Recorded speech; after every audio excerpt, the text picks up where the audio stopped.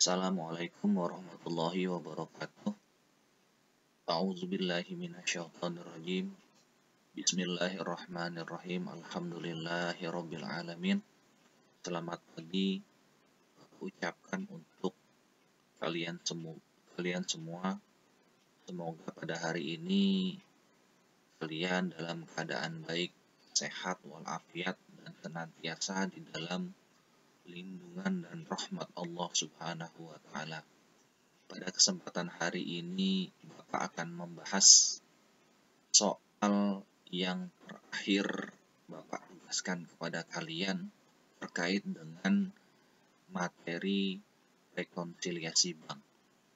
Di sini Bapak akan membahas satu persatu nomor dari tugas yang Bapak berikan.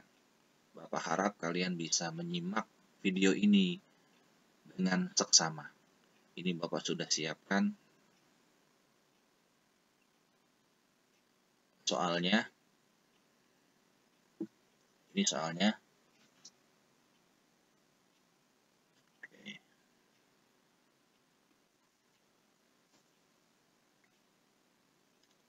Dan untuk memudahkan, Bapak pakai Excel ya. Sudah Bapak siapkan. Kita lihat di sini. Pada tanggal 31 Juli 2011, Koko Arjuna menerima laporan dari bank yang menunjukkan saldo kredit Rp23.430.250 dan di tanggal yang sama buku kas perusahaan menunjukkan saldo debit sebesar Rp17.691.000.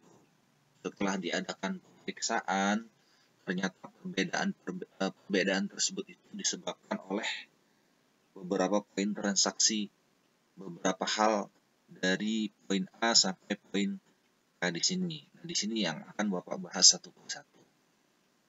Baik, pertama masukkan dulu saldo awalnya. Lihat di sini, ini saldo awal menurut perusahaan. Saldo menurut perusahaan 17.691.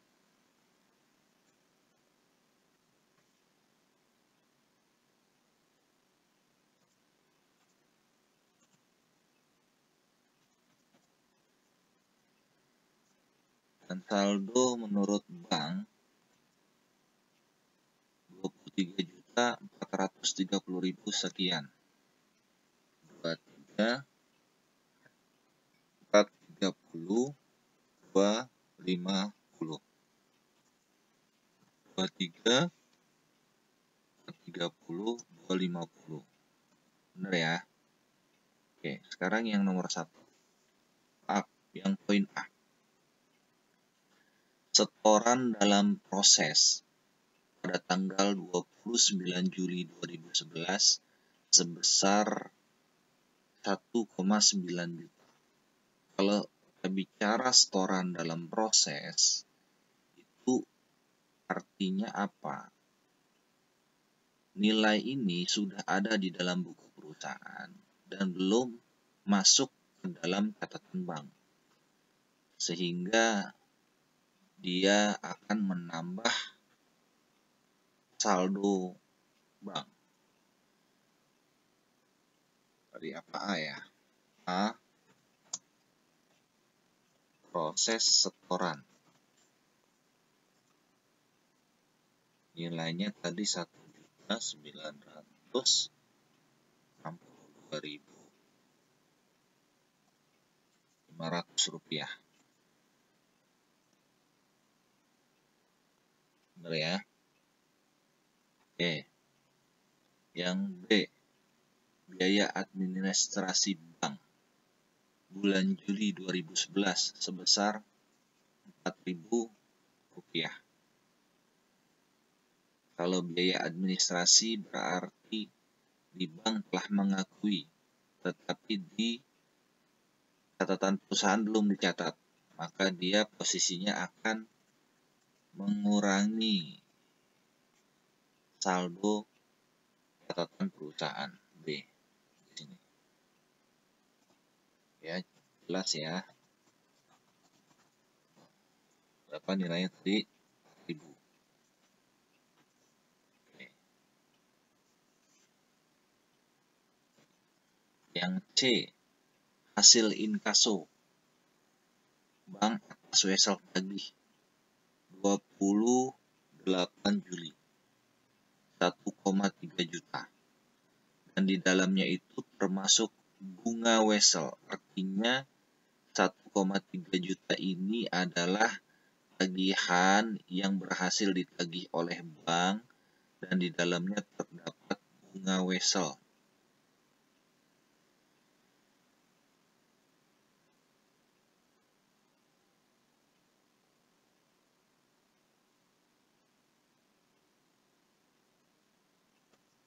Oke. Jadi dia akan menambah saldo menurut perusahaan. Berarti ada dua komponen di sana. Yang pertama inkaso bank, yang kedua apa itu? Bunga wesel. Bunga wesel. Bunga weselnya berapa tadi? 13.650.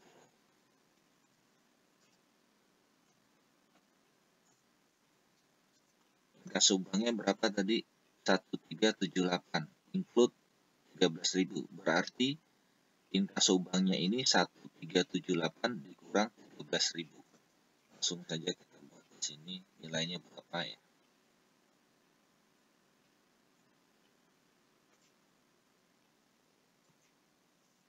Berapa nilainya tadi? 13.78.650. Kurang berapa tadi? 13.650. Oh, kok dikurang? Karena nilai 1,378 tadi itu di dalamnya include bunga wesel. Jadi kita pisahkan antara yang menjadi tagihan bank dengan bunga wesel, kita pisah. Oke, sekarang yang D, biaya inkaso. Nah, jadi dari poin C ini ternyata ada biaya nih yang ditarik oleh pihak bank. Bank berhasil menagihkan piutang perusahaan dan bank menarik tagihan istilahnya biaya, dibiayakan oleh bank. Nilainya sama dengan bunga wesel. Ini kebetulan nilainya sama ya. Kebetulan sama. 13.650. Maka dia akan masuk ke sini. Mengurangi saldo menurut catatan perusahaan. Tadi apa namanya? Biaya inkaso. 13.650.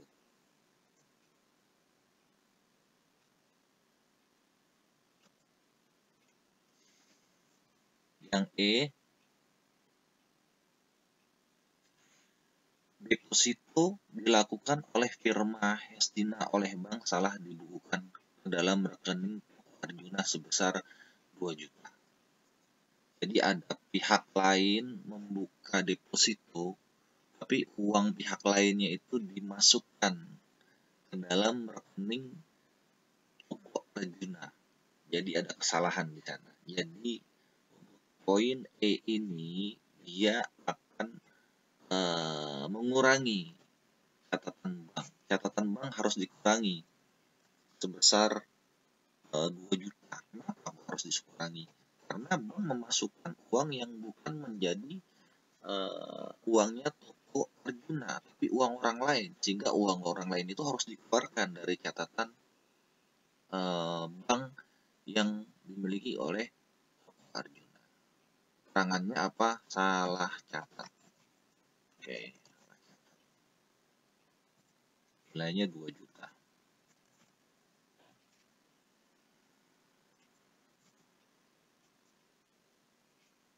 Terus nomor F, huruf F, sebuah cek nomor 17865 sebesar 93.750 telah dicatat di dalam buku jurnal pengeluaran kas, ternyata dibatalkan. Ya, ini masuknya kemana? Nah, poin F ini, menurut catatan perusahaan telah mengeluarkan uang sebesar Rp93.750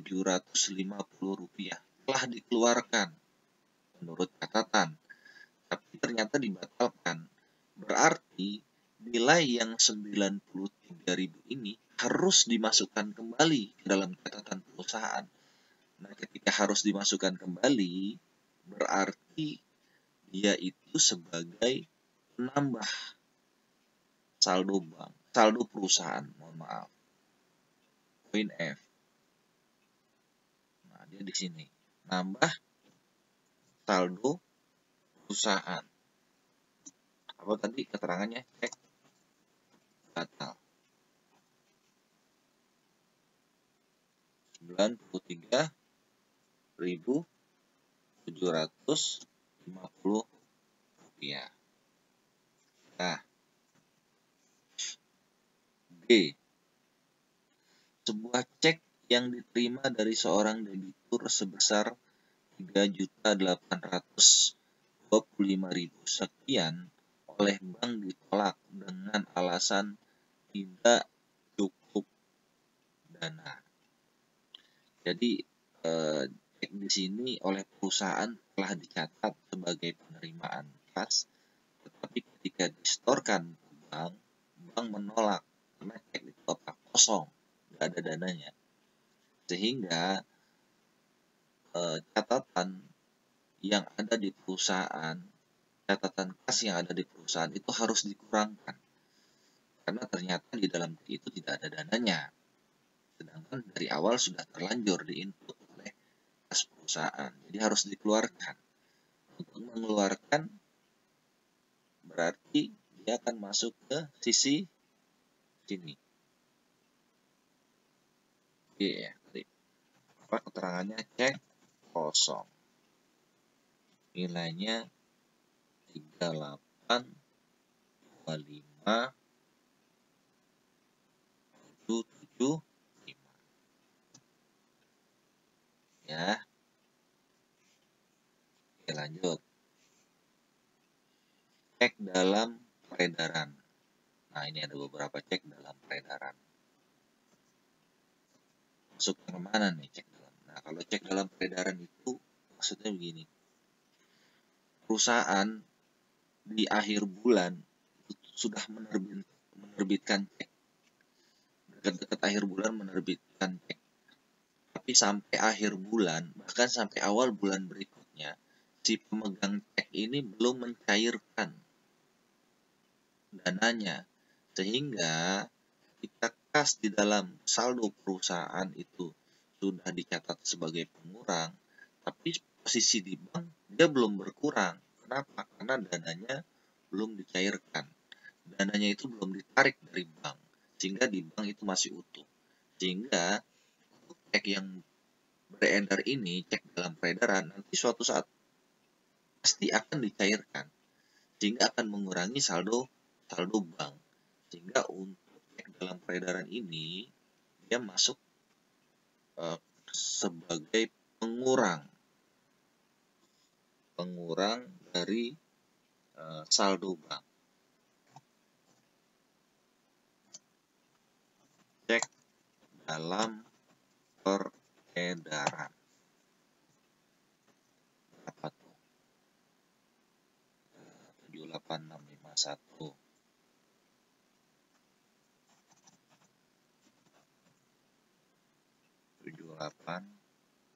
51.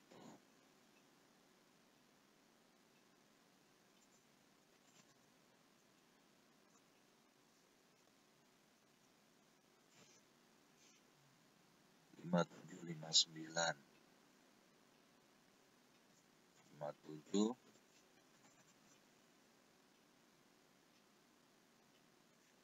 59. Hanya berapa tadi? Yang atas 98875,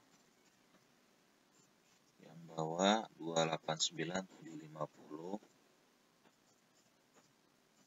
yang paling bawah lagi 7940500.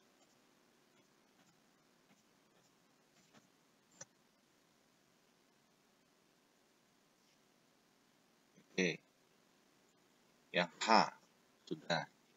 Yang I sekarang, oke, 3 poin lagi. Terjadi kesalahan atas pencatatan sebuah cek yang diterima oleh debitur telah dicatat dengan jumlah 30.000. Jumlah yang benar ternyata seperti yang tampak di dalam laporan bank sebesar 52.000. Jadi selisihnya berapa nih anak-anak nih? 22.500. Selisihnya adalah 22.500. Kita ini terkait dengan salah catat, kalian harus benar-benar teliti dengan soal tersebut. Karena ini akan bisa berpengaruh kepada 4 sisi. Bisa bank bertambah, perusahaan bertambah, atau bank berkurang, perusahaan berkurang saldonya. Jadi harus hati-hati. Nah, kalau kita untuk yang poin I ini kita cek benar-benar. Terjadi kesalahan atas pencatatan sebuah cek yang diterima oleh debitur. Cek yang diterima oleh debitur. Debitur itu kan artinya orang yang berhutang kepada kita. Artinya kita piutang. Kita punya piutang. Uang kita dipinjam oleh debitur. Tapi kata-kata di sini adalah cek diterima. Bukan kita menerima cek dari debitur. Bedanya apa? Kalau cek diterima, ini artinya ini keadaannya kita sedang meminjamkan uang kepada debitur. Kita sedang menyerahkan uang kepada debitur untuk kita pinjamkan kepada mereka. Kalau misalnya kita menerima cek dari debitur, soalnya seperti itu, maka kondisinya adalah si debitur sedang membayar hutangnya kepada kita, sehingga kita menerima kas piutang.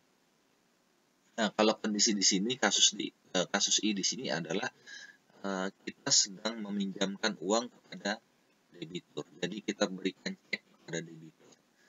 Kemudian perusahaan salah mencatat, yang harusnya 52.500 dicatat hanya 30.000. Sehingga ada apa di sini? Ada kurang catat. Harusnya dikeluarkan 52.500, tapi baru dikeluarkan 3.000, baru dikeluarkan sebesar 30.000 menurut catatan. Sehingga menurut catatan pula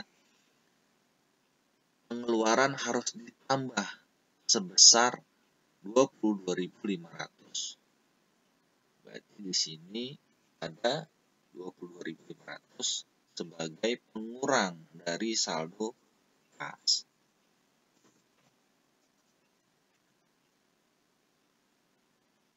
Iya tadi ya, salah catat.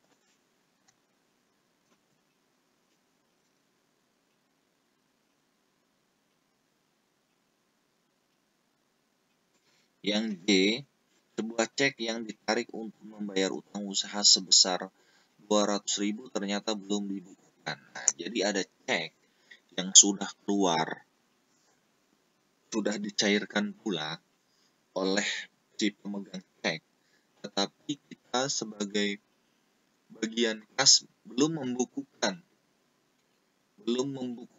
cek tersebut. Itu artinya apa? Masuknya kemana? Itu artinya harus kita keluarkan dari sebesar 200.000 kita harus keluarkan di dalam catatan perusahaan. Berarti di sini J utang usaha 200.000. Oke, yang terakhir K, cek nomor 78715 yang ditarik untuk membayar gaji sebesar 1,878 juta telah salah dibukukan sebesar 1,788. Ini ada salah catat lagi. Coba kita analisa dulu salahnya kenapa. Gaji harusnya dibayar 1.878.300 rupiah. Tetapi yang dicatat di buku itu 1.788.300 rupiah. Ini artinya ada kekurangan catat. Harusnya dikeluarkan lebih besar, ternyata lebih kecil yang dikeluarkan. Yang harusnya dikeluarkan 1,8 tapi dicatat hanya 1,7, sehingga ada kekurangan catat. Jadi menurut catatan harus dikurangkan dari saldo kas perusahaan. Salah catat. Berapa nilainya? Yang harus dicatat di sini adalah 1878 dikurang 1788. Nilainya adalah 90.000 rupiah.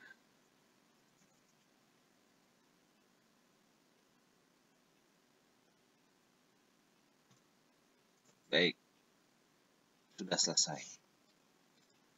Kalau kita lihat di sini ada selisih nih. Nilainya tidak balance. Selisihnya kecil, 56.000. Apakah ini salah? Iya. Dalam nilai ini seharusnya balance, tapi ini nggak balance. Maka Bapak berkesimpulan di dalam soal ini ada beberapa angka yang kemungkinan salah. Mungkin dari saldo awalnya atau mungkin dari angka di dalam poin-poin A sampai K di sini. Tapi menurut Bapak untuk saat ini tidak terlalu masalah. Yang penting kalian paham, kalian tahu dan memahami betul-betul bagaimana proses untuk memasukkan semua transaksi yang ada di sini, ya, di dalam rekonsiliasi bank ini, soal di sini ke dalam format ini, ya. Yang penting kalian memahami proses mengerjakan soalnya. Nah, untuk selanjutnya Bapak masih pengen kalian latihan sekali lagi terkait dengan rekonsiliasi bank. Untuk tugas hari ini Bapak sudah posting tugas untuk kalian. Mohon kalian kerjakan dengan seksama, dengan sebaik-baiknya, dan insya Allah soalnya sudah betul. Nanti kalau kalian betul mengerjakannya, kalian akan mendapatkan nilainya nihil di sini. Baik, dari Bapak sudah cukup. Mudah-mudahan kalian paham. Kalau memang kalian kurang paham, silahkan kalian boleh japri atau kalian boleh ulang-ulang video ini, silahkan.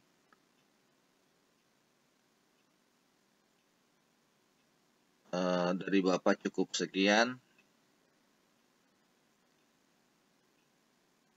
Bapak ucapkan wabillahi taufiq wal hidayah. Wassalamualaikum warahmatullahi wabarakatuh.